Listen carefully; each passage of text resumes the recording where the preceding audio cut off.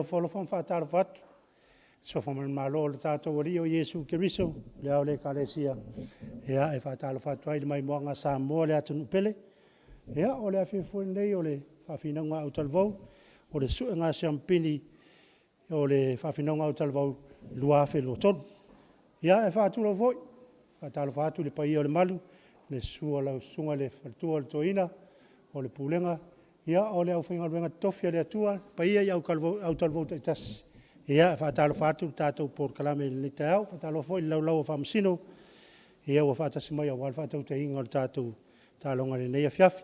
Sā mwhaing tāo le tātou watanu, pa ia whaale e kalesia, pa ia whaale malo le ale o iei se tala, ale EFKS TV nei te iwa le atoa, ia ona whaitua i nelo le mātou o unanga. Ai le ia mataina le tātou por kalame le neia fiafi, ia vene nei tūlae vala au, whaapitua atuai, i au talavau ngalua. Ia lātou sui o la lātou whātunuina le tātou tālonga nei po e su mai matala mai au, ia o tau no whanga ua saunia. Ia, ona o atuai lero le tātou por kalame lau talavau mai le EFKS SAMATA, ia, whapea whai mai lau talavau le EFKS SATAUA. Ma le nganga whaalualu.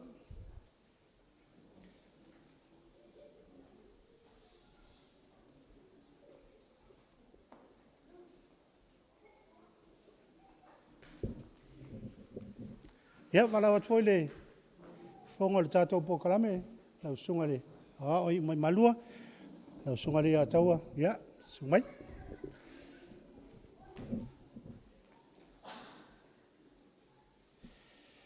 Ia, malo whaftai.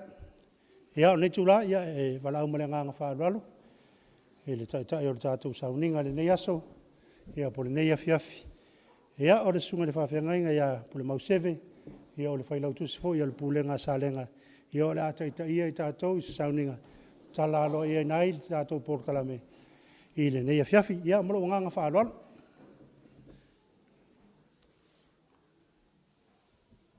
O le tāpua inga i le tua tau tasi, ta maa le alo ma le nganga, te o tātou te tālo.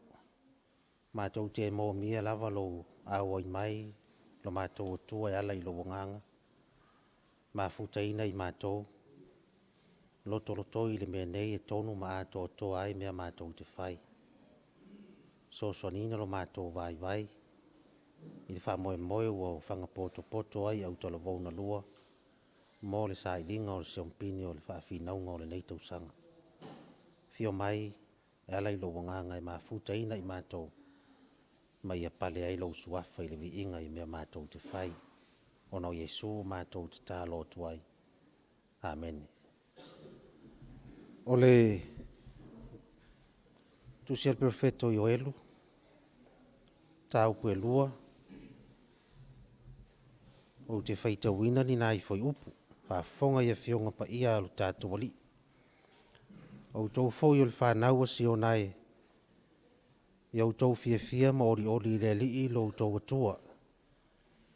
Wa ia fo ina whātatau mai a te utou le wanga mua na te whātatau ina foi le ua mo utou o le wanga mua a toa ma le wanga moli i le masina mua.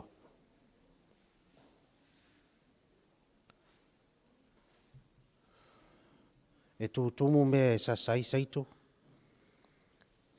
e tau masuasua la tautu ngā waina, i le waina ma le suau.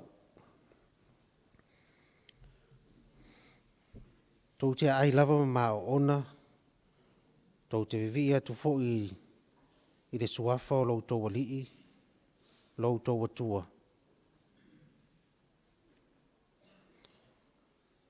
O le ua whai venga ia te autou. Pamanuia tele le atua ia nā whionga pa ia o whaitau, mo i tātou le nei fiafi. ia te ia le viiga e whaavavau.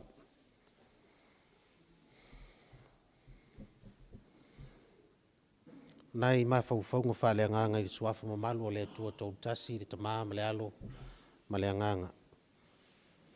O tau fo il whanau o sio nai, iau tau fia ma ori le li ilo tau atua, wā waia fo ina whātatau mai a tau le wanga mua. Na te whātatau ina fo i le ua mo o tau, le wanga mua, a toa ma le wanga muli. O le manatu au tū, ia whamamafa, e li ua le whalaulau toafa i le whamoe, ma le whatumuina. E li ua le whalaulau toafa i le whamoe, ma le whatumuina. The desert is turning to hope and fulfillment. Swingo leo langa, mai le maulalo, i le whaeaina, na o le atua na te mawhai on whaia. O le swingo leo langa, mai le vai i le malosi, na o le atua lava na te mawhaia. Swingo leo langa, mai le valea i le poto, le iasa isi na te mawhai on whai na o le atua. Mai le polonga i le saoloto, na o le atua. Mai le ngao i le whaatumuina. O na o le atua lava na te mawhai. Pinga na o le upo le profeta o Ioelu sa o whaitawina nei. Na o le atua lava na te mawhai o na liua. Na o le atua lava na te mawhai o na liua mai le whaalaulau toafa. I le whamoe, ma le whaatumuina. La ti ngā ina, la le vai, la le oi, la le valea, la le mawhatia, i le whaingatai le atua o na liua. Le whaingatai le atua o na liua. Le atua na te liua ina ia fua mai ai se whamoe le lei, ma se moe fou. E tua na te liua, ina ia matala mai ai se fungala au matangofie. E tua fo ina te liua, tongo e ai stai au fou, ma se ola fou, mai mea ua whalaulau toafa. O tautu pulanga o le kalesia ua whai ui airi whawhina unga o le nei tausanga. E le tau mate ina, ua tele se ta mau a inga o le mawhau. O tau maua. Mai le nei porukalame ma le whamoe o le kalesia. E ala i TV. Le tau mate ina ua whata mau a inga o tau. I le ta mau a inga o le mawhau. Mai ai le urua i whinaunga. Sa yo mai le toi whinaunga le nei. I le tau mate ina ua whata mau a inga ina o tau. Ta mau a inga o le mawhau. Moni ai le autu leo o wha mafo le fiafi nei. O wha ta ua le lotu o le au leo mo le vai aso nei. Mai le wha lau toafa. I le wha moe. Ma le wha tumuina. Moni le autu o le au leo ni vai aso. Mai le pu mo o tau mawhau se i tu lou sa iai. Le tau mate ina o whaatumuina ma whaatamau a inga o tau ma whaalau tele ina. O na o le whaamoe le TV. Whaawhina ngā tūpulanga telovou. Mai se mea i titi sa ia te utou. Le mautinoa o whaatele ina. Mautinoa o whaatele ina. Oi wali ua le toafa e avea ma whaamoe. O le atua na o ia na te mawhai o na liua le toafa. Whaatumuina i le matangofie malona tamau a inga. Awhtai le EFKS TV ma le pūlenga o TV mo le nei porkalame manaia. Ua whaalau tele ai ma whaatamau a inga ai whanau o le kalesia ma le atunu. Mawa ingo le mafaufau. O tau whanau o le kalesia o le asa ilia le sempini o le whawhinau ngō le luafe lua tolu. SAMATA ma SATAUA. Ia o tau mafaufau le lei. Sa au tau le iloa le te leo mea. Au ane. O tau iloa le te leo mea. Ono le wha moe le nei. Au le anganga o le tua wafuai.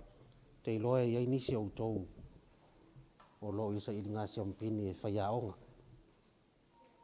O toi wha o popo ina nisi ta mau a inga o tau maua. E ala i wha moe le nei. A ton fo yo iai nisi o wha nau o lo a onga pea. Ia o wha o popo se isi iloa. I nei wha moe. Ai fo yo iai nisi o lea e whea ngai malifatu a inga tausi. E au telitonu wha lau teleina lo tau sila fia ili mawhau ma le tamau a inga.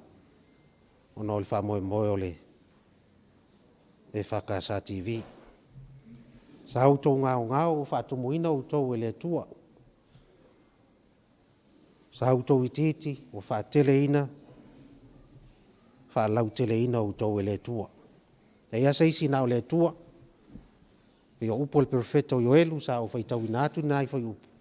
Na o le tua lava na te mawhai o na suia mo i wha lau toafa. I le wha tumuina i lona tamau a inga. SAMATA ma SATAUA. Ia mana tua. Na o le tua tau te tamau a inga ai ma wha tumuina o tau. Mai lau tau ngao.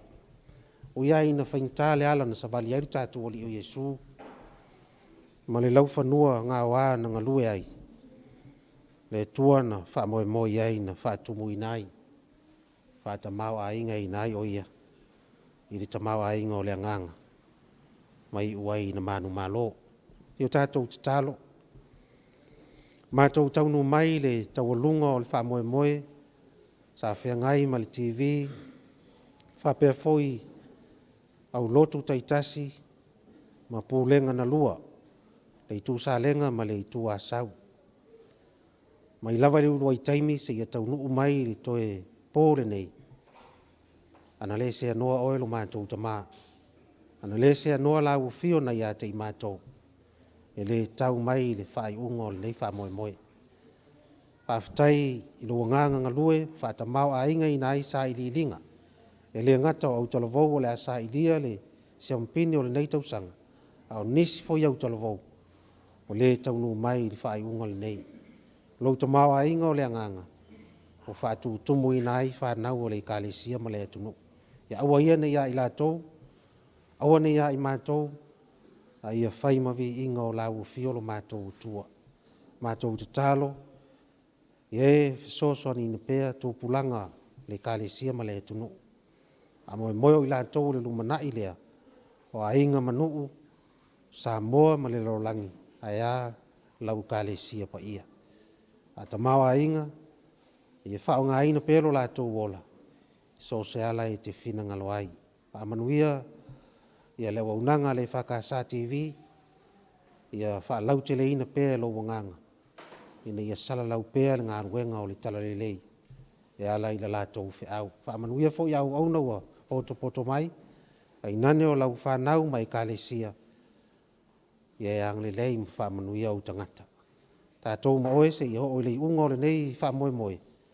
Ma ia pale ai lau suafa i le viinga. E ai o mātou wha le tonu. Mea wale au iairo mātou mālosi ono le vai ma lo mātou ngao. Ia e wha pale mai a i mātou le ali ie.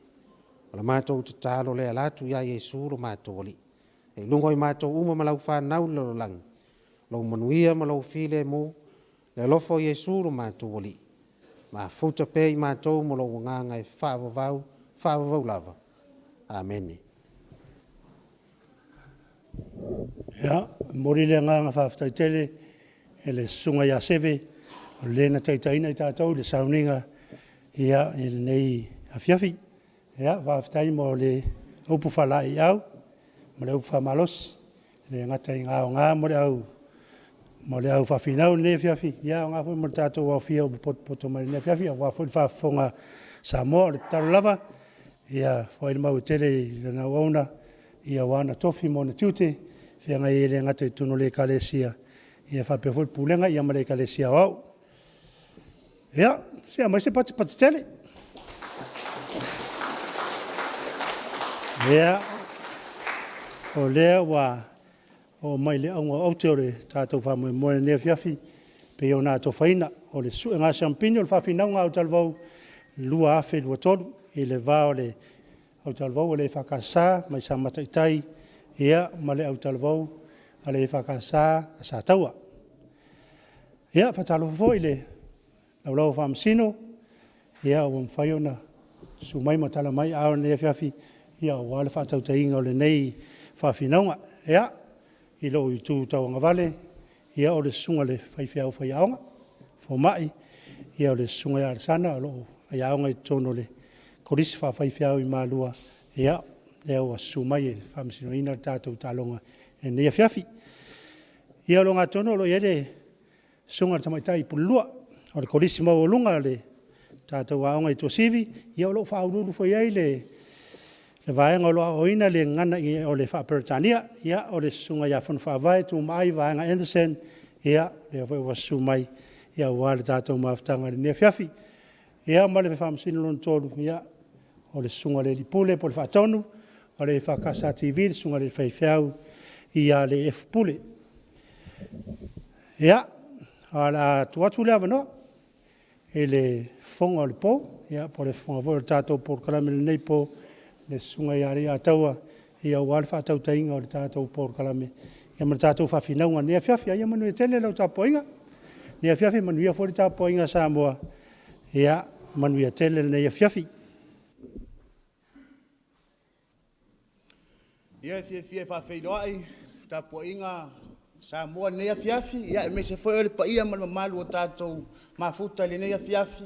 Ia o le whamoemoe, o le sailinga champini, whawhinaunga tupulanga talavou, lua tolu, ia leo le asailina, ia e lo uitu tamtau, ia leo wasawa tuai le au talavou mai SAMATA i tai, e whakasa SAMATA i tai, ia se mespat patele mo le tole whakasa SAMATA i tai. Ia lo uitu anga vale, ia leo wasawa tuai le au talavou, le whakasa SATAUA, ia se mestat patele.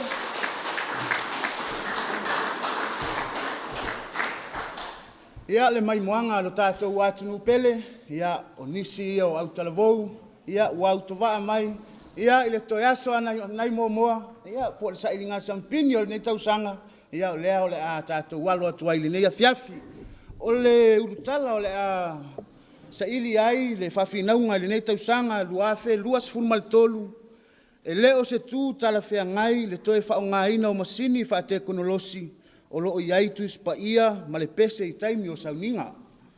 E leo se tū tala whea ngai le toe whaonga ino masini whaate konolosi, o loo iai tu spaia ma tu pese i taimi o sauninga.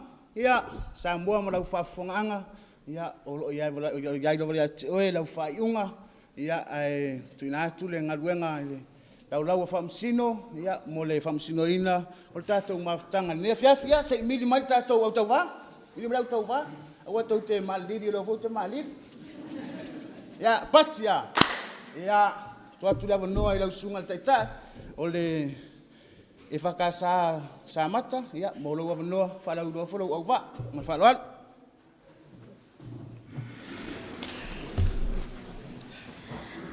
E leo se tu tala whea ngai le toi whaonga ino masini whate konolosi o lo iai le tusipa ia ma le tusipese, i taimi o sauni ngā lotu. Whaftai mo le awanoa nei au talawa e whaasoa ailo mātou langolango ina o le au tū. A wale whawhi naungo le nei a fiafi. Mafua i sea, wa o ia le vanu nofo. Wa sopo laa le iloa maso tā poto i tiiti. Wa le o ngatasi ai le futia ma le umele. Wa whaatalo ngai vailo tāna whatausi ma le soi fua le nātura. Nau tātou wala mai ai i le matanga. U soi a keriso. A wana i whaasase ina tātou i whainga fōa tūlai mai le o langa. A wai ina se funga la au mamanungi. A ole ula lava i tasi. Wa tele swinga wali ai mai. Ma o tātou nau tā. A ua vea ma me manunu ai le to awofi. Ai ole a pese tala atu SAMATA ini vai inga mātou te langolango ai le manatu au tū ole nei a fiafi. Ole o awa we palolo tala fo pene weta. Ole tai. O pata tau le pa fereti le suilo na lua. Ma a ki tu pe atasele le suilo na tolu. O lau tala vole nei le EFKS SAMATA tai. Soi fua manuia I sunga I Faamisino. Samoa malau mai moa fafunga. Fa pesa Samoa o poto mai e moli mawina le fa moe nei e fiafi. E fani manatu te fia faso ai le nei e fiafi a winga I le autu. E te taua na manino ai nei o uso mai SATAUA. Talo fai. Woto o mai mama o lava e fina u fale longa le nei mata upu. Mua, tala fia ngai. O tala o le fale e fia ngai. O tala o le fale e a fia o malala ai le matua tala. E fama o matali pepe tala aluma matala atua. Ai matua le tuu le tala. A wa o le fia ngai nga. O mai le tala lei. Wa lala le au nei le isi tala e fifata wangai. A wa o lo o yai le mamalu. E tala fia ngai le ipo le atua wa e pa ia. O le upu fea ngai, e sa wai le upu fea ngai nga. O le tusi pa ia, o le fea ngai nga le atua ma le tangata, e pa ia ma malu ma e mama. Lua, masini fa te konolosi. O masini fa nei ona po, ua fausia le poto ma le tomai o le tangata. O ni fausanga o lo iai le lei ma le leanga. E le fataonga vale la le nei tu I tu le lei o masini fa te konolosi. Ai paula o ngana fausia ai. E feso o tai atu ai tangata isi tangata I tu e fia o le kelope. E pe o le tablet, iPad, laptop, peitai. Ua au mai e tamaiti o le maata le telefoni, pito sili o na tātele. Awa e mouse o matou tā ofi. E tofu telefoni umana o matou uso mai SATAUA. Tolu, sauninga. E leo maoti mai le autu, po o ai tu ai ngā sauninga. Ai tali tonu SAMATA. So se mea lava e tau ai le suafo le alii, ma whaonga ai le tuspaia. O le mele nice, o le tau o le sauninga. O le panga no e tu atoa iai le loto ma le mawhauwhau o so o se kirisiano. E whawheta ai le atua I lana pule whasoifua. Ai mai se o lana pule o toto te tele. E whalolongo ma mai tau. Wha, tusi pa ia ma le pese. O le tusi e pa ia. O le tusi sa. O le tusi o le ola. O a fionga le atua. O le upu e mamana ma mamala. A o la paulo ya timo te olo na tali I whale anganga. O le tusi pa ia umalava. E mai le anganga o le atua ia. E a o mawhatonu ai o I le amio tonu. O le pese alo iaivi ingo le atua. Wa uma ona tu whatasia a wavi ingo le atua. O le loto whawhetai. O le taulanga osia le tangata. E whama o lalo na loto ai avelevi inga te tau malo na sirisili ese. O le ala le nā SATAUA mātou te langolango ai le manatu au tu. Manatu mua. Masini whane yuna po. Wa nā o se mea whaopopo ma se mea whato o sina iwa ainga o mata. Tele ni vai inga o tānu mai ai. Moli ma watu o lau telefoni. O lou lalolangi. O lo iai mea lelei ma me leanga. O upu tau whai ma mase inga se tu lou Samoa ma lau mai moa whafonga. A se la sila sunga I Faamisino I le lo minga le radio Samoa I la so sfulu ono mea lua o lua tolu. O lo whaali aisa o se whainga leo. Ma ta ofi ma iai se ainga. Ma salo mia le aisa. Ai ma watu ai ma masini wha te konolosi, laptop ma telefoni. Whamata la SATAUA se tūlanga le leile iai o le tuspa I e totonu o telefoni ma laptop. A o leo whailo manino I. O leo whai ai feso ta ingal au aisa ma le maruana. Ai o le nā e te whina o mai e wha wau o na whaonga ina. SATAUA se I seu sila ane pe o tala whiangai. O le manunga le neitu. O leo kopi mai e le au whai pisinisi upu mai le tusipa I a sao po originals. Ma le whamamaluina I totonu o nei masini. Talo whai. E pe iwa toi fo I le amatanga si a tatou wa mio. Pe ona whai maile ke nese mua whai o pelua. Sa so ona nunumi le laulangi ma ua ngau. Sa au fiti a foi le moana I le pōli uli. Wo mona whatu langa I le atua laulangi lo na matanga o fie. Ale alava te sue vale SATAUA mai whina o mai. Mana tuane I lau whanau le lumanai. Ina nei te iwa alu nunumi ai pea. Ai o le tata alonga ma se whaua SAMATA. Ta ofi nei manue le ituai. Zau noa le ali pale mea o le whainga malo o tuana I atu se tase o na saunoa ngā utu. E pe ona iai wha maunga. O le tāua nei masini wha te konolosi. E una ia malosi le atina e na o ta mau a inga o atunu o lolangi lona wingo. O masini wha te konolosi. E una ia le ta mau a inga wha pisinisi o atunu o lolangi. Alei au mai e kopi e te tonu a fionga ma vi inga le atua. SATAUA e lau se pisinisi le sauninga I le atua. I leo la so lua sfufa masina I valua o lua tolu. Ina nei pupula a sini ai ta waso tangata. Pala amo o whailo na wala a wino. O se pisini se su e ailo na ta mau a inga. na o ai le asini. Se manu a whanau ai maleola. Paule na ole me maua iau masini SATAUA. E na ole mamai maleanga ai leola. Ta alofa ile nau tau tangata malona fia poto. Wasa ile lana tamau ainga ia fionga le atua. Wa whaata alonga i vai, ma vai moa lalo le tangata ile mamalo ma le siri ese o le atua. O lana winga, o tau SATAUA isi tangata wa vai moa lalo i le atua. Toi fetu na ile tau wha ma le moe. Ai a le tau wha fatu. Ta alo whai, ua na o le to i o le vā. Think a minute, toi mafau tasi. O tau o whai a onga. O le nai utu vai atu whanau lalo wa o le atu nui lo o tau mata whai oi. Ma o tau whai wa alo filima. Whaftai. Ia, whaftai, sunga te tai, ia o toi whamanatu e pei amtu ina atu ia tātou pepa. Mantua tātou taimi, ia leo wa tai fitu tātou minute, ia fia finei, ia ma le wha muli, ia mo le sunga tai tai. Ia lau sunga o mua, ua e whafonga i le forasanga le tai tai ia SAMATA. Ia o lau awanoa e whairolo ua wā, ia ma mai lau forasanga le tātou porkalami. SAMATA, o whea o mene e lua wa avelau wha mua nei asu. O le tuspa ia, po le telefonu. Lau susunga le taitai o le porkalami, a fionga i whamasino, tai nane le whaafafonga tapua i tu sao meu Samoa ma le kalesia le neia fiafi. Fia whailolo au wā, o au nifo ku resa au mua, ta ino e sera, malo mitusi matautia. Se o matau whaasoa tu le au tu a filifilia mo le whaino le nei tausanga e whaapea. E leo se tu tala whea ngai, le toe whaonga ina o masini whaate konolosi, o lo o iai le tuspa ia ma le pese, i taimi o sauninga lotu. Mātou te matuate ena lava le nei au tu, i lolo mātou te whape atu. O se tūpo se whainga tala whea ngai, le whaonga ina o masini whaate konolosi o lo iai le tuspa ia ma le pese, i taimi o sauninga lotu, ona o mafuanga nei mua. O matangi o suinga, ma le tāua o masini whaate konolosi. Lua, o le lasia o ngā o masini whaate konolosi i sauninga lotu. Tolu, o masini whaate konolosi, o lo o utu mo o mawhaalailai to tofo iai whaanaunanga o le tala le lei. Manatu mua, o matangi o suinga ma le tāua o masini whaate konolosi.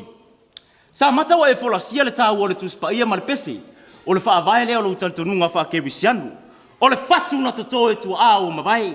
Na afua io na whaliliuina le tuspa ia ma le pese le ngana Samoa, o au mea sina e te whapelepele ma e tausi aisia. Awa foi na le whakasa e helan tuspa ia. O le ana leo lo fina umai, o pese anga nuu e masani i tangatale, le ave le tuspa ia ma le pese i taimi o sauninga lotu. O le wha o se vaenga o le tapo inga, e te tau o na whaitauina le tuspa ia, ma usu le pese.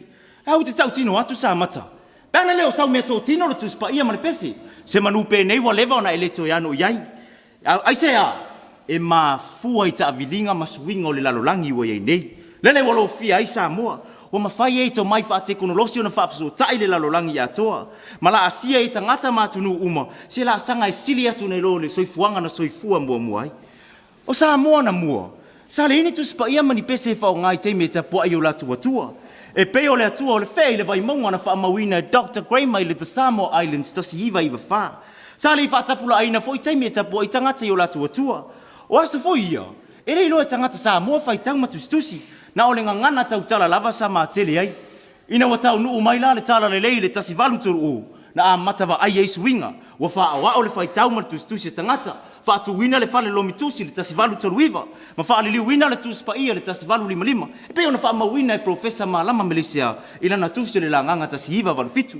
O le anganga mawalunga o Missionary, ina ia whai ngofia i e tangata o na whai tau malama i le whi au o le tala le lei. O i tonu le na amatawa ai e tangata fōlinga o le tuspa ia ma le pese, whaatu ama whai e whoi ono mai e tapua i whaatasi. A whai ele i eise malusi anga o tangata Samoa na mua tā ofi suinga i nā taimi, se i o mai nei o na pō. O lona winga SAMATA, au a tātou te tu ia le au, a tātou whaata whea whaatasi ma le au. O le wha nae me o suinga, e le mawhai ono tātou te e atu iai. E tu sa ima wha maunga le Samoa Digital Communications Limited, po fisota inga whaate konolosi Samoa, se fulu whao Februari luafe lua tolu, o le fetu su valu tesi ma le 2% o tangata Samoa, ua maua vanoa e fisota inga tau interneti. Ala mwhaita wina ile anonoa i o tangata wa ngā whatia telefoni whia via i tablet maisi, Oni au penga e pitu sili o na vāvala lata ma le tangata i taimi maso uma o le olanga. O le mamanu ina ma le whaapokala me ina o le tuspa ia i te tono masini whaate konolosi e pei o paipo apps i copies maisi. ua mawhai ei o nā ngā waa tangata uma e whai tau le tusipa ia mare pese, i so se no fuanga e anga ei, ai mai se lava teimi o sauni ngā lotu. Mana tua fuisa mataro tau langa ia se whai soo. E pei ona mai tau wina ia se uma. O le toa telo tangata Samoa, e se hafa alu se tupe wha atau esi tusipa ia ma se pese. Ai se ivanga nā aila ngā tongia na ia onga, po se mea alofa foi o se wha poiponga ma se whau unga. Ona whato a maua leo ni tusipa ia ma ni tusipese. E tau tala lava ma le minga o teli, o nisi o a inga wa wha atupula ia le whainu mera o tangata. Wha atofu sia e telefoni whi avea, ai le tofu ma le tusipa ia. E tutupu matangi i liwa wa, o le alava wa sau luma le maana malama ma le tala le lei. A whai o ala ia na tapena i le atua o na tangata i le vai tau, i le whao ngā ina o le tusipa ia ma le pese o lolo mina. O le a fo i wasuia ma i le atua isi awala, e momoli ai pēla na whi au whale anganga, i lo tātou talu fou. E le manatu le au talavou SATAUA. O le tupu ma le ola o se whapotuputonga, e whaalango i tangata o lo soifua ma ola ai.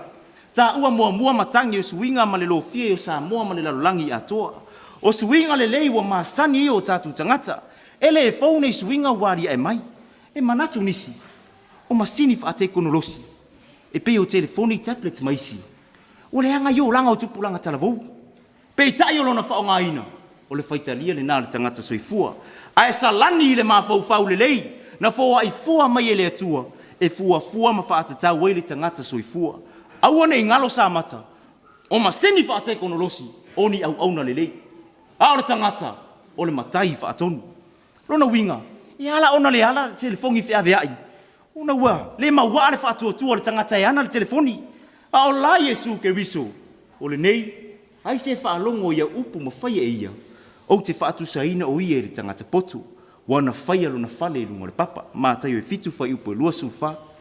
Le ai lava se isi wha moe o le tusipa ia, ma le usuina o pese le tua, o whautau la ai le au tu.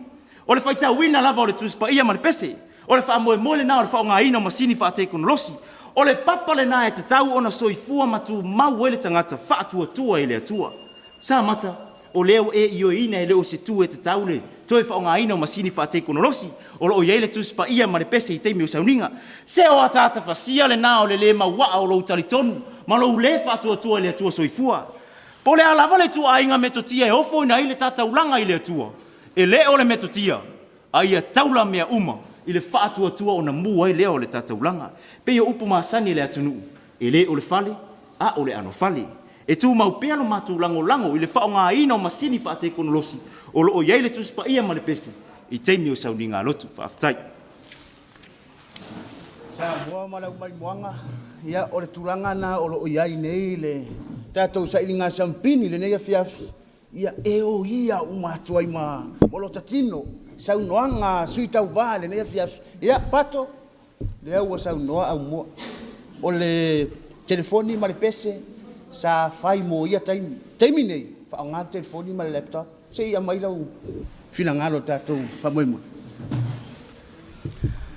SATAUA se sa o ile ole angana tamaiti ai pa ile mare ala SATAUA o leva ona fa atale ina tatou ile tusipaia we fina ngalo la ba ya tu ya ma masini fa te konolosi talo fai o mana lulu ina le sai toleli ona o ana le tangata ma lulu ya le titani o fa moi ya le anga ile sai tole ya leli wole ai lava se senga le titani ma masin ina o le fa lave me fa le anga ile sai tole ya leli le tala le ya leli I wa tupu maola SATAUA e fa tu ma wina la ma tola malongoina o le manatu au tu ele o se tu tala fe ngai le to e fa ngai no masini fa te konolosi o lo o yai le tusipa ia male tuspese I taimi o sauni ngā lotu.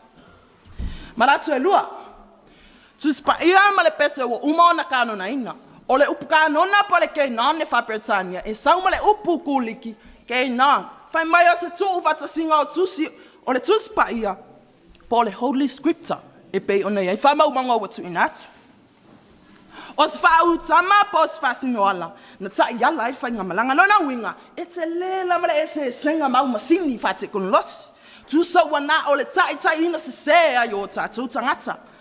Ai o le tuspa ia, ma le tuspese, ua wha mamaluina, Whaapa ia ina, ua uma o na fua ma whatunanga ina, o le fisini SATAUA. E tala whea ngai la o na whanga ina o masingi whate konolosi, I to tono o sauninga. Uso le tu sa o le tu se mamana. Ai o masini nei, e le ai sona tai au. Le ai sona tala pasor pitu. Le ai sona fasi mamanga. Ai o leana o na kopi ma le tu spa, ia ma wha le mamalu, ua whewhiro I solo ma meo le lau lang. Talo whai. A whai wai manatu, I le sawa ua iai le tavilinga o le ola, uso. Be sawa, be tere ngese la sanga ua o iai le ola. E le sui ai le finangalo alofa o le atua, e tu mau mai le fofoanga, e o I ngata anga. Mo oe, ma. O tele e tau whai atu SATAUA, wa e sira fia ma oilo, e le o se tu e tala fia ngai, I oe. E le vasanga ai le mamalu e tu spa ia, mau masini whate konosi. E le vasanga ai le pese ma lau iPad po lau tablet. Uso, I ulu matafo lau, le fina ngalo le I lau loto ma le mafau. O le sili ai lava se isi mea, o le tu spa ia o le afinyonga le atua. SATAUA, sila I le itu lau mua tu spesa le whakasa. O lo iai upule. Ua saunia le nei lo minga fau pese vivi ia tua I le atua. Ina ia matua sosoani le sauninga lotu. Ina ia vea ma me fa tupu ai loto fia I le atua. Malana fa ni ngā lofa. O lo na winga le pese na whaia malo na mafuanga.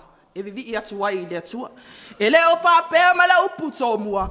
Ua saunia le fa te konolosi fau pese vivi ia tua I le atua. Ai a fai SATAUA le nai te fina ma e fa wau. No winga e se le atua le nai te vivi ia. Ua sao ele tu se whamasino e sifulu a olo na whai upe sifulu. O na ala langa leo le whananga I sara e lui le atua. O loa whapea, ua mātou wanga sala atu ia te oe. Ina ua mātou tula fua I loa mātou atua. A ua mātou au auna ia pa ala.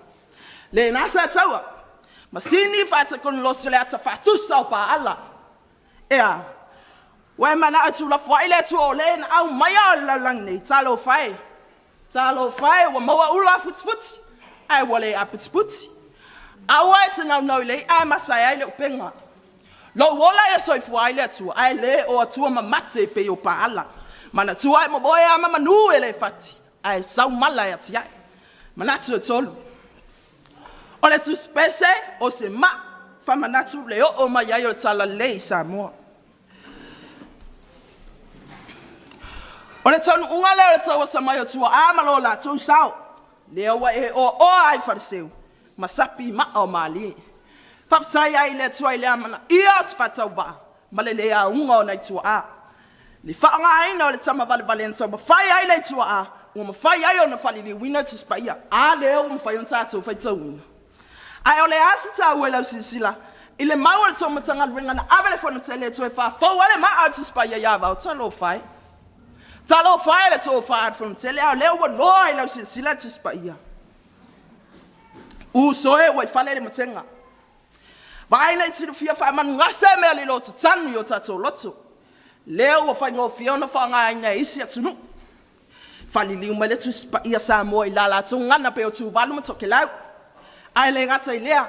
Sama whai ona whanga aina I nei atunu. Le tato tu spaia male tu spese. Mo ala tu tapua inga. Pe ona wha ma wina e sunga fe fiau fo ma ia latu ina tu singa. Fa mai e whai nei whatunga ma vai sua ma lie. E mo moli e li fiau o le tala le. Ai le ngata I lea. Su songa I whamasino. I le tala whasoro pito toke lau. Tu spa ia ma le tu spese ne ngana Samoa. Sa matua malua ia la tau tapua inga I dea tua. A wete mina tu maa SATAUA le afusina. Le afu le leo na itua ana tau ti ngai whali liu le tu spaia. Se I wanga nai te lea lofa I lau ta mama lo ti nale li. E afu ai o le maua I nala ngona. Moli mau le lau asin sina. E ofo le loto le whali liu wina le tu spaia. E na ona lau atu lava enis. Ai whali liu na itua. Ina le maolo si lilo le anganga le atu. Wana mawhai ai. Awa. Awala ai atu whai mai. Wasili lava o masini whate kon losi. SATAUA. Ua le whai ngō whia na ve esale mea wai lo loto le anga wa e mosu le tu spaia. Ai whai male pesa le whakasa rua lua o e mato ia o mi mita iai. Le e la wa whianga o le a whima ma a e mo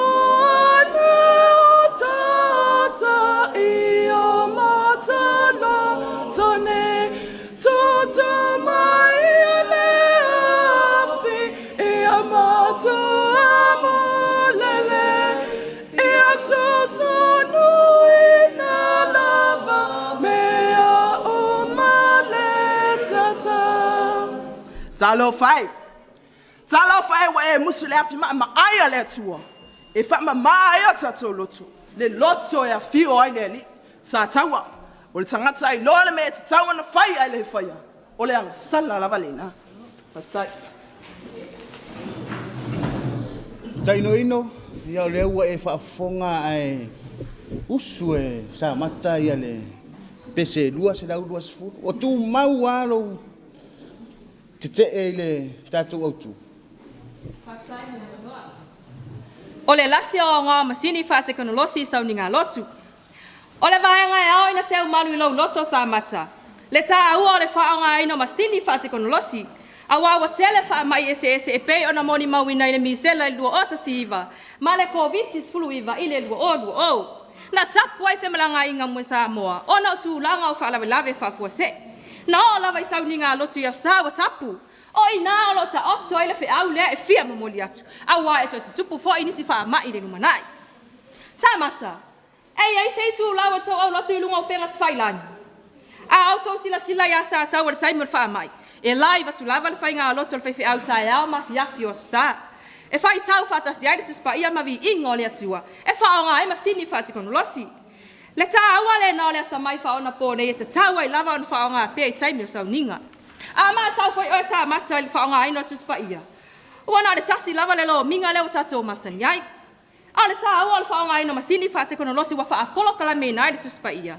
Olo iai lo minga ese. E ma whai e tangata ona su e atiri ma malama ai. A whai o le upu po ole fuai upu e te leo manino ai. Na ole o omi lava wha ali mai ati oelo na winga. A whai e te whina o mai wana o le tuspa ia wha peretania e maua ia mea. Awa te popole. O le a whai o le a maua tuspa ia sa moa linu mana i ala wha ateko no losi. Ia swinga. E tusa ai ma le wha atalata noanga ma le sui pule kolisi wha fifi au i maa lua i le asos fulu ma le tasi o ke topa lua odua tolu. O le aua mai ale ngaluenga sa fita i tunga iai nisi o tamal e kalesia e peo professor o tele perlini ma le toe ina ma lolo ia lale Jeremia manisi sa fisosoani. Sa o lato tamawhai e whaafai ngō fia le whai tau wina o le tusipa ia e ala le whaamatala i no winga o upu ma wha upunga e te le malamana mai.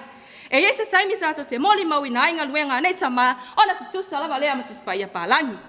A tanga i le lei SAMATA le autu o te whaamamawhaina le upu toi. Toi whaonga ina o masini teko no losi o ana winga.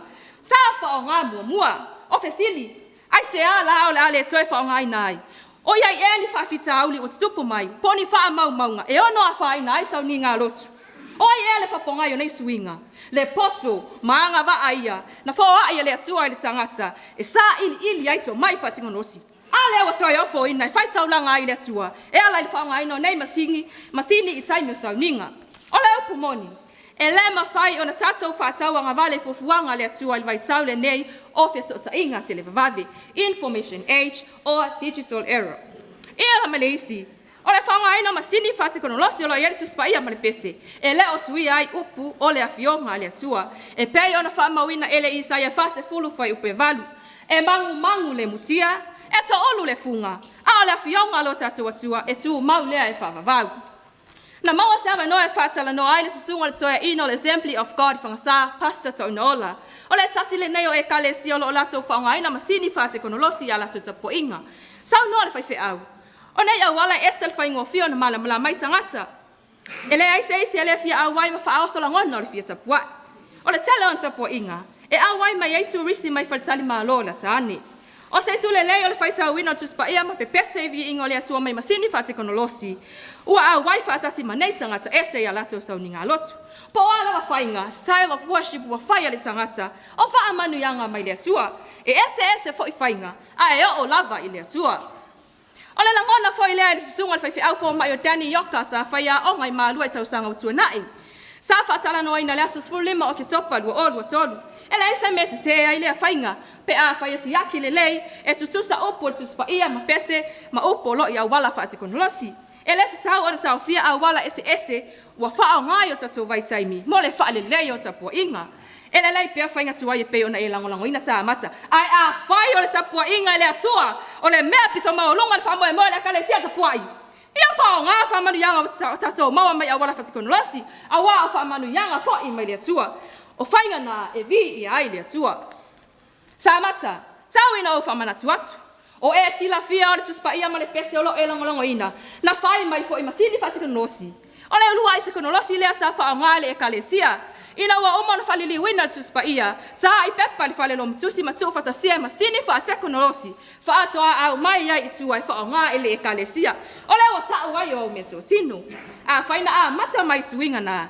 Ai se ala ti toi te e ai suinga fo ua iai. Ai a aso nei. O pela pele ekalesia na mea sina nei. Ma tau mai la oe, tau tala ma le whaaloalo. Lau tusi pa ia lele o whai manisi, mea tō tino nisi o ekalesia. Ua peo se ala tō tusi pa ia na tinga ina ai. Ua so e ala tō tupe. Ua peo se dictionary na whainga. A opo lai to tonu. O opo na tinga ina ai tua a, ole ekalesia e whaliliwina. E o lava i whaatunga ma pese, lea ua whaonga nisi o ekalesia ma au whai pese whaasale mausau. O le whailonga e nau mea sina se whae pele pele iai, sa mata o te tau tino atu. E leo iai se tula whono ale ekalesia, e pui pui ai ana mea sina mai le whaonga ina atu. Wa atu fia o na tala no aina i fontele i tausanga o mamavai, le tatau o na manu pui pui au ata mea sina. Ai whai mai le tuatua lalo ta mao le ekalesia, au ato te popole. O le misiona tau ave lava lea le EFKS, ia whaasa la lau atu le tala lei. O le ala foi leo le whai o lana TV le nei. Ia fasa la waita le lei Samoa matu nu o le lalolangi. Ua au atu iai se tau mawhainga le tato wala ata. O le ala leo le le ai o ni a tato tu la fono i pui pui a mai ai. Ia te tala le avanoa. E tu salawa pefa o ngaina e niso tapua inga la tuspa ia mau whatunga. E leo ave se nai le tau. O le tuspa ia ma le pese a le EFKS.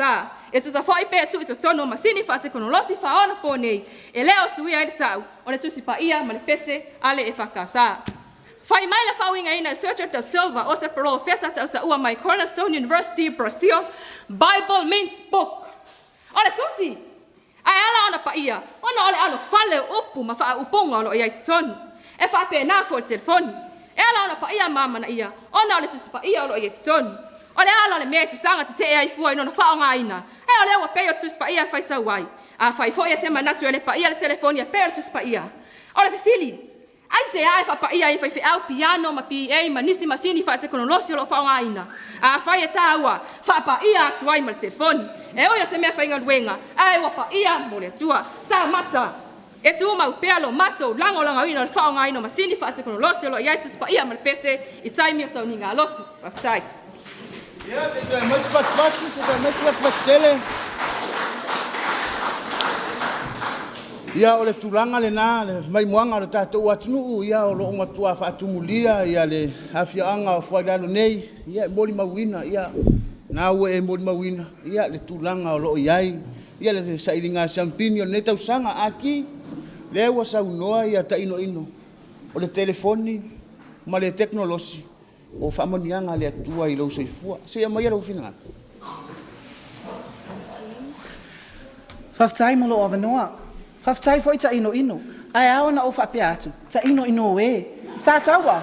O te ofo ia te oe. O masini whatekonolosi. O se au na o ngā. Ai o se au na sile o na matautia. Pe ale wha au tauta lo na wha o ngā ina. Ua tele soi fua ua mau mawai. Tupu ai le whi ai nai ma le whetu iai. O te whatu se ina. O se pelu ma ai. Ua fia ni mafutanga ua male pelepe ai. E te lelo ngona ina yo wa au. O se au penga matautia. Ai ole nai te mana o te alu ma ave sau ninga i le atua. Mana tue wha, o masini e le ai se mamalu. O le whai longa lo le awa i le whai au. O le au ngā le tuspa ia, e awa o wala. E pea na moli mawai lau salamo se lau sfulu iwa whai upo se lau ma le lima. O la wafionga, o le sulu le iau vae ma le malamalama iau wala. E a, wasiri lawa ia te o le malamalama o masini i whatekonolosi. E fōninga mai, o lea li lifa manatu o SATAUA, e wha a wawa na wha o ngā masini whatekonolosi. O lona winga, o le a mawaya mi o wha a whaafa, e tusa ama le tai e sualua, e filongia mea leanga ma mea lelei. Tā lo whae, ua ola wha atasi le saito o ma le titania, o le ala mea na o iai, na fusfusia, o na susonu leo le titania, ai wha aputu le saito i le whale o le matai. O le ata leo le malo le langi wa wha ali mai a Yesu, i le nei wha ta otu. Mata yo sfulu male tolu, fai upo e lua sfulu male wha, se ia o le tolu sfulu. O le titania, e mui le pafi e wha avavau, ai whatalai e sui lana saitu, se e ulu fale mai e oli o lo wali. O se ata wha taitai le nao leo langa le tangata, e atua i le telefoni. Po masini fa teknolosi. Pe atua ile tu spa ia. Ai a fa yo le na te fina mai SATAUA. Ona popo ele o se taofi. Ina le te ua pe o le titania. Ai le o le fina ngalo le na o le atua. E a SATAUA. Ole ala va no ma so pito. E te suma ai. Ai awa te fusu tangi mai na. Ona le na e te sila fia le lei. E sile ale mamalo le pesa ma le tuspa ia. Ua uma ona manuina ma tu fatasia.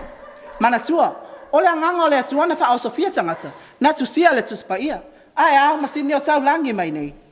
E luani vala, e fia tala no ai. E fala wai te lele mana tu e fa. Mua. Lua ngia pe filo ngia foi. O masini fa te konolosi. O lo tu ia ile tuspa ia ma le pesi. O lo filo ngia fa tasi ma upenga le ti Apollo. O ata le tala fea ngai, ai ua milo fa tasi ma le tuspa ia. Ma vi inga o le atua. Lona winga. E le tala fea ngai le fa ngai ina o nei masini fa te konolosi. I tai meo sauninga. Tātou te fiwa toso le atua, i le mea tātou te loto iai. Israelu ma le ato la awa le atua. Na ave le taua ma le manatu. E li liu atu ai le atua ma la vea ilo na nu. SATAUA. Na whano lava Israelu i lima o Filistia. Mua Samuelu. Ma tā upo e wha. E le ma whai au masini nā. Ona la vea i mai oi le tua sao le atua. Tuspa ia. Afionga le atua. E le ma whai ana ta ua au masini nā. O se afionga le atua. Lua. E le ato ai lau soifua tā kuai. O lau walo i se sauni ngā lotu. E tā ua lau tāpenanga i le tawhatolu o le ola. O le tino, ma faufau, ma le anganga. Tāpena ma le loto atoa. Lona winga, e te tawana e aluma ave le pese ma le tuspa ia. Whapena ale mo le maua le apostolo. I le tuse o efeso e ono. Sina vaenga o le whai upos ma le fitu. O le pelu o le anganga, o le afionga le atua. O lona winga, o le pelu o le anganga. O le o te tono o le tuspa ia. Ai le o te tono o masini fa te kunolosi. Manatu alima. E iai le afianga, o le whaonga o masini fa te konolosi. E le tala noa le tangata, ma le mea tupu lea taimi ma le aitu aso. Winga manatu, o masini fa te konolosi. E iai le maalosi e whaangai o iai. E iai le taimi e umai le maalosi. A wawhai o mea na whaia le tangata, ilo na iloa i titi. E le ma whaia so tai loa, o na whawasenga le mea e o ai o vai. Pe a pea whafuasea i le masini nei. Pe a whaia tupu whafuasea i le o ngā tatono o sauninga. E te iai le pea le telefoni. Ina ua uma le maa. Pe ua off mai foi le internet. Fea la e tua iai. Whai mai foi ua mativa le atunu. Ai ua e sila fia o masini fa te konolosi. O masini le ni foa. Ai ua sili le sawa o lona ai tupi. A whaia se fulu tā lai le vai aso. Ona na winga pe a ma le lima se laulua se fulu i le tausanga. E uma ana le se fulu tausanga. Pe a ma le lima afe lua se lau. E leo se tama i tupe SATAUA. Ai o le tuspa ia. E i ulava lo soifua o whaonga e au noa masa tupe. E toe wha alu ai. Ua sile lava le tuspa ia e mau tutu. E lei se pawa e alu. Ai moni ma wha maoni le ngangana au mai ai. I sai e fast fulu no na whai upo e valu. E mangu le mutia. E to ulu le funga. A le afionga le tātou atua. E tu mau e whaavavau. SATAUA mau masini na. E whai a ai u le mangu. Sila ma mau le lumana i lalova o Samoa. Po fea o whaasanga iai le tala le leim. Malana hami o tonu. Awale seo tafilia le na aloa. Ma se seo le manu ai tanga i le nganu. Sila manino i le atua malona finangalo. Po fea tapu e mai ele to mai. Na afua ai le fuafuanga. Mala manatu e onu. Samoa malona tala whaasolopito. Tasi valu talo o. Tau nu le tala le lei Samoa. Lale mena au mai e Ioane William. E leo se masini fa te konolosi. O le tuspa ia. Ai fai mai le pesi ala onga sa. A maua usu mai. B-I-B-L-E, that's the book for me. I stand alone, the word of God. B-I-B-L-E, Bible. Ea, wato mumuse hao le na pese i whanau. O lau tua tangata ma lau si o manga. O ana nafi ma le aso lo wo langa. O le wala awina, ma le fiso ta inga ma lau tangata. Ai wane, wa avea poto whane i ona po. Ma mea wa e fasu si umata i le tuspa ia. Na iloa i le tangata o na ola wha mangalo. Ua iloa i oe mau, o na whaitau. Awa e maule la wao sino. O le tuspa ia. Na whawhai lele matapu e le ola whai tautusi. Ai a le tustusi lima. Ta lo whae. Wa e me lea whamanu ianga. Na tosi nini iai lo whaavai papa. Whaavai le atua Samoa. Awa e te me lea mea sina ale e ka le sia. Soifua ma ia manuia.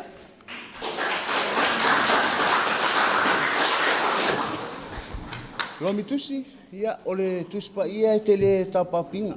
Na le u ai tuspa i le fatsa ia mo so sino fuanga fa isa binga ia se a moia lo fina ngalo po o tu mau pea lo fina ngalo i to tu o basini fa te konolosi o lo o tu mo ma whaalai te tofo iai, whanau ngā le tala lei.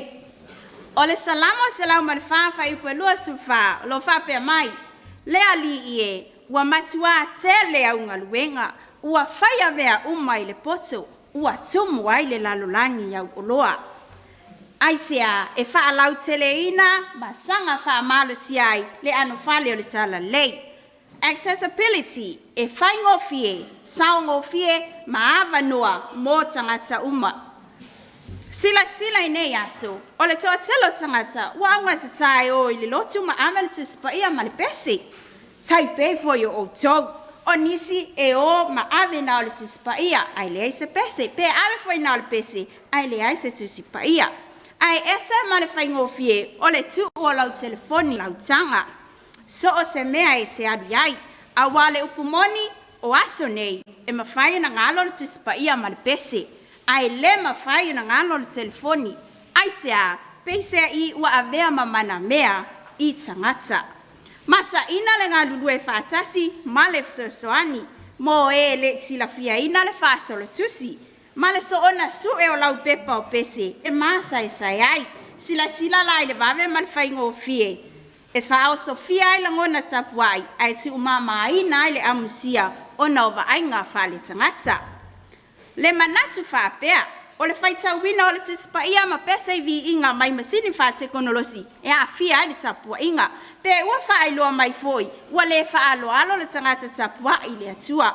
O le mea e te taua na e manatua SAMATA, e le o se anga sala le alu maave le telefoni le lotu, ai a fua le anga sala, o na ua e le whao ngā ina e whaitau le tispa ia, ma usuina i pese, ai ua e Facebook ai taimi o tapua inga.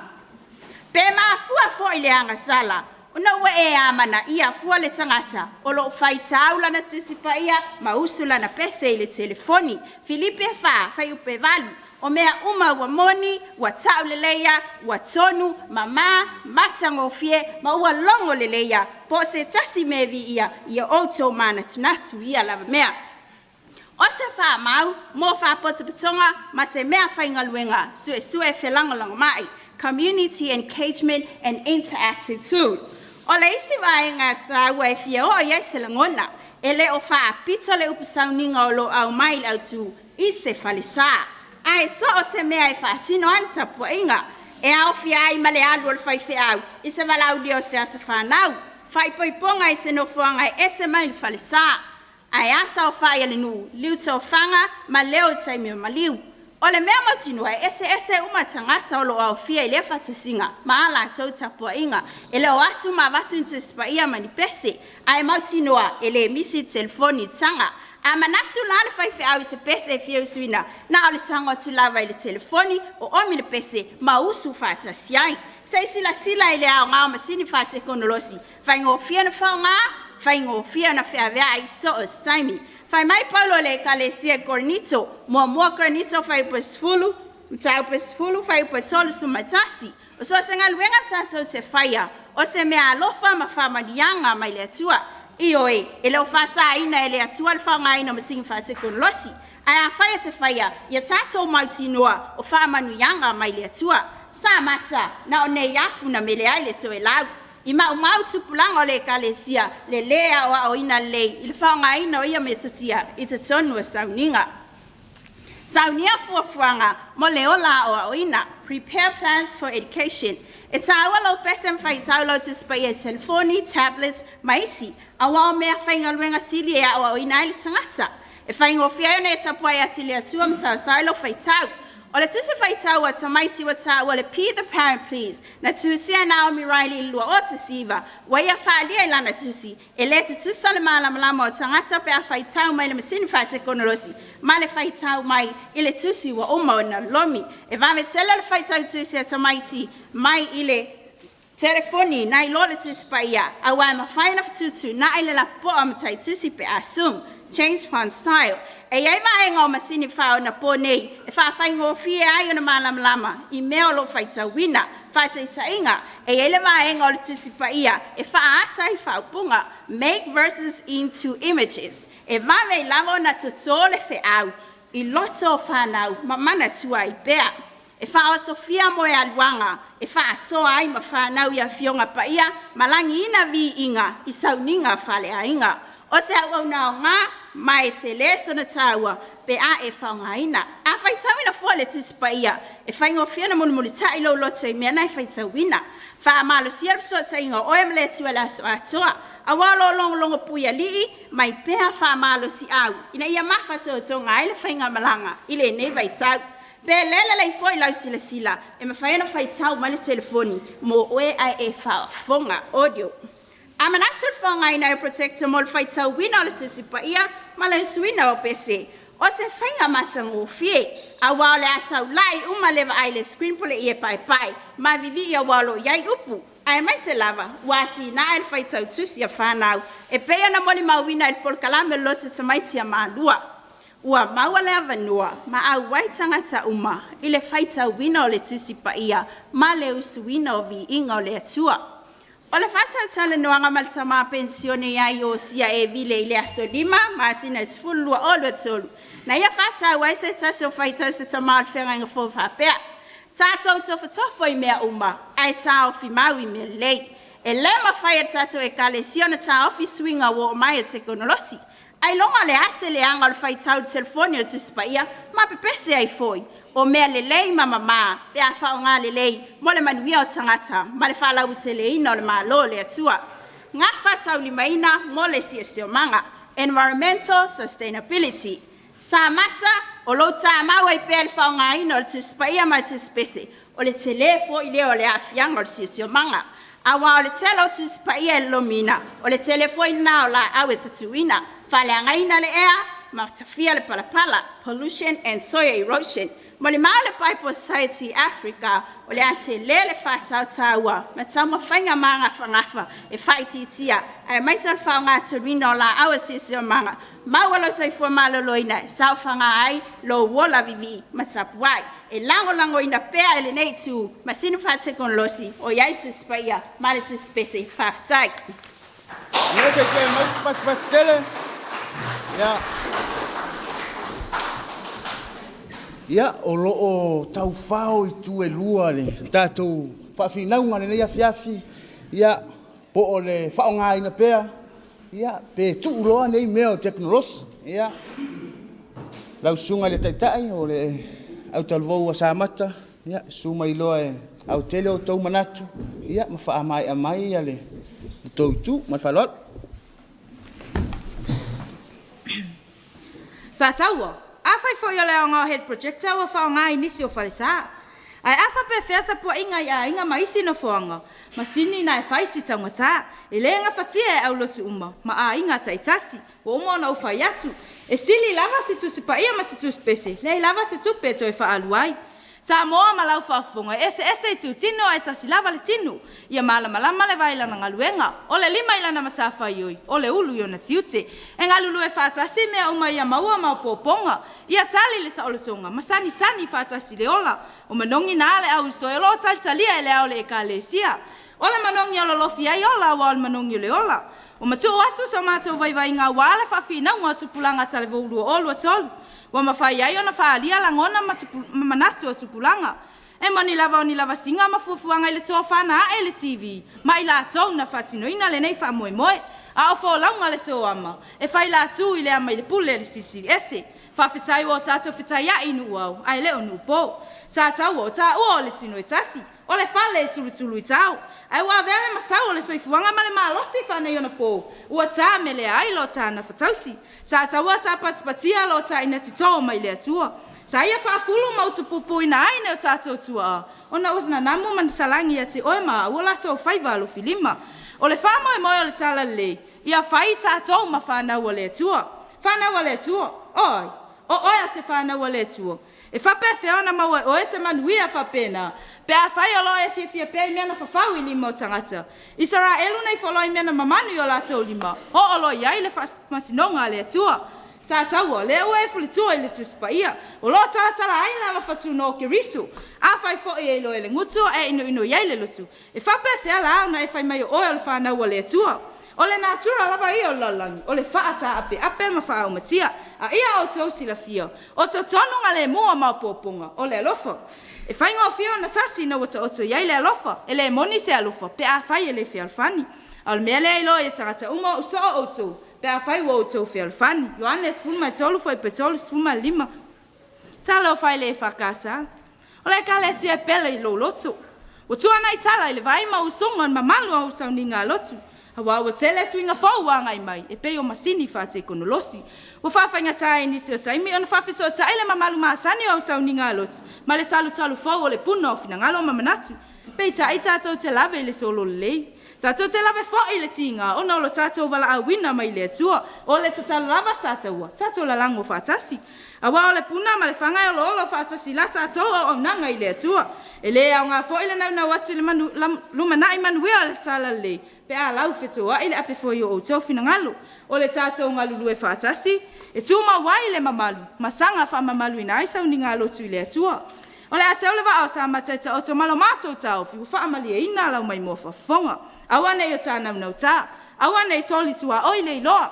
Ina ne o tānau nau i lau amanu. Ai ngalo si oi le whaamuleo atu. O nā whaina leo whanau matupulanga o Samoa. Whawhetai o lea ua au tasi SATAUA. O le a fo i ua tiu i le tiu o le matala oa. Manuia sunga i whamsino. E le whatunua e so mātou vai le la i le mea ngoto iai le tō whama le whautanga. Whamangalo se talama se tua le tusa malau sila. Manuia le fonga le polkalame. Ma oso mātou maalosi ma SATAUA. Awa Samoa malona lumana i atai au. O le tusi pai alana. O fianga le tua. O upu e mamala. Upu fai e mamala. O le tusi pai alena. O fianga le tua. A vea mo sulu mala mala mala mayo wala. A vea mo sulu mala mala mala mayo wala. Ona Yesu. Amen.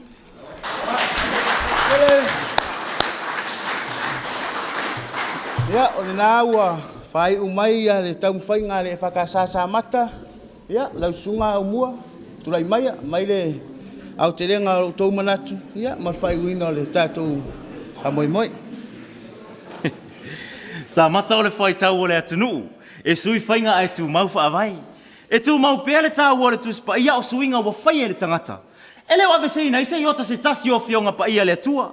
O le upumoni, e le mawhaina to e fo i tua le olanga mai le to e alofia le tafe me o suinga. O le mele a whai lava te whina o mai tā ua whainga tuai. O te whai atu. O lo le alofa moni le tupulanga o le lumanai. Aua le tua ina oi lo fatalinga tuli mai suinga o le olanga. Aua o le upumoni, e leo seanga sala le whaonga ina masini whaate konolosi. Ai o onga le tuspa ia. O lo wilo se mele lei e te tau o na whai, ai le whaia. O seanga sala tele le iluma o le tua. Ia kopo e whawhai po e sufitu na iai.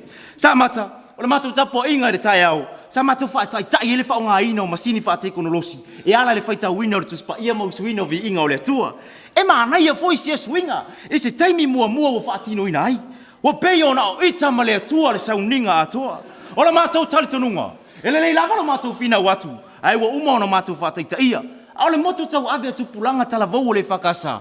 Ola ia ke riso. O le ase tā ua o lau fina umai wa e ola ia ke riso. A e te musu e talia swinga le lei. E tapu ai ma vivi ia talavou ia ke riso. O le mea lea. SAMATA. Tu ia o tali tonunga wha old fashion na. E leo toi au ngā i teimi nei. A whai o le whakasana mua i malai le tala le lei. E wha pena a whai o na mua i swinga le lei o moli mawina. Ai ana sauninga lotu. A whai ele awa ele mawhai. Ona ave se hina mama fau o tupulanga. O nei talu fau. New technology changes our lifestyle, our society, and it helps to spread out the gospel. A whai o mea iwa o mai le ta mai whaate konolosi yaso nei SAMATA. Ia vea oe mau. Matala vau e mua o na talia swinga fau mole manuia o le ngaluenga le tua. O le fuata malona lou. E le whatalia le taimi se tangata. E le whatalia foi swinga se e fina ngalo malie. E ia ele tatonunga mo maututua SATAUA. O le isi luas fulu tausanga o le lumanai. O le a le tewa ai eni tuspa ia man tuspese. Awa o lewa matua le tomai whaate konolosi. Pau lava o lea SAMATA. Sa uia tātutu whaatasi. Tā whausia ni awala e talia e le ka le sia ni swinga wo o mai. Pei o le nei. Ia ilo ma le totoa le whaongaina o ia masini whatekonolosi. A whai o taimi o sauninga. Ta pele leo pe tu le airplane mode o le telefoni. Ia o ahuina le leo tātu tangata lotu. Ina ia talia swinga wo o mai. Ma ia ilona whaonga ma le whautauta. Ini au wala evi ia ele atua. Whai mele tutua lalo le tama pensione o yosia e vili. Aua tātou te whewhewhe swinga fau. O le ata mai ua o ieri tangata. Tātou te maofa i nei swinga lasi. O swinga mo le manuia. Ai le o le malaia. A whaonga tatau, tātou te manuia ai. Ma manuia i fo i le ngaruenga ma le tala le lei. Ma le EFKS. O po le pese le tamaitai o kisua ele anga tere lo uleu. O tau waso sa telefoni na o le taulanga. A waso neo fe avia i solo telefoni le tanga. E sala fai mai e sawa o la utupulanga. Ai malie matalia na pau o swinga o le olanga. SAMATA o le vision po le manu lauti leo tamao le kalesia. Leo wa taunu. O le ala leo le lele stalaina fale tula fono au mesina e per tuspa ia male pesi. Sei fa taunu le finangalo ke riso le kalesia. Ia faino uma maso a mata Jerusalema. Sei yo o tulu inga o le lalolangi. O le whaonga ina masini fa te konolosi nei. O sala la watu waile tala le lei. Ma le misiona le whakasa i tulu inga o le lalolangi. Fa afetai ta mao le kalesia i le tu whata tala. O le tu au ina tuaini au missionary le lalolangi tele. Au a whaafaingo fia le whaonga ina masini fa te konolosi nei. E momoli le fe au o le tala le lei. Mai le whakasa i le lalolangi. SAMATA. E leo se atua le tuspa ia te tapua iai. E leo se atua foi masini fa te konolosi. O tātou fina wai. Ai oni mea whainga luenga e momoli mai ele fina ngalo le atua. Mo i tātou. Talia nei loa masini fa te konolosi. O lo iai le tuspa ia mare pese. I teimi o sau ni ngā lotu. Maftai.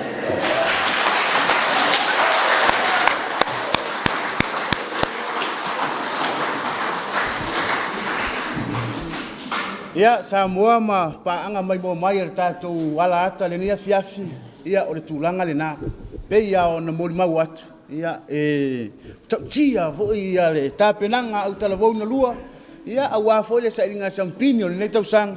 Ia momoli le whamalo le laulau a whamsino. Ia mātou te i oe whātasi le nia fiafi e le whaingofia o tau whaiva.